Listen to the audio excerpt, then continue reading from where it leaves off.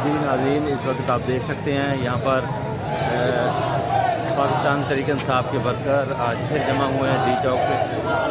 और ये आप देख सकते हैं पाकिस्तान तहरीक इंसाफ के वर्कर्स आज फिर जमा हो रहे हैं यहाँ पर और डी चौक पे एहतियात कर रहे हैं।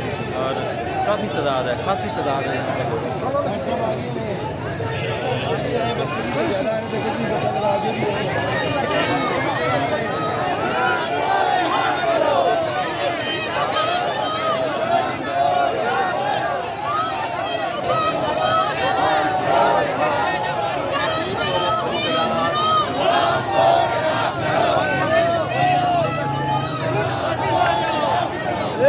क्या हुआ है, क्या हुआ है?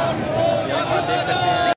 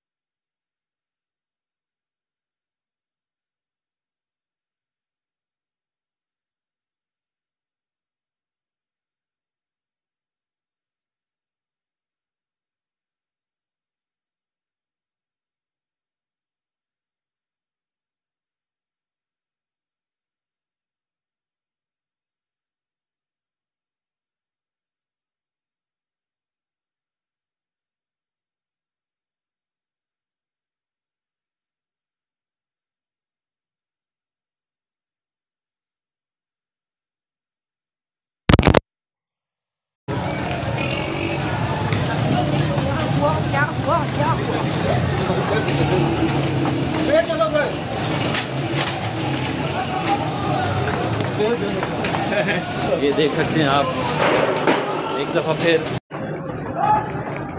खेलें की गई है।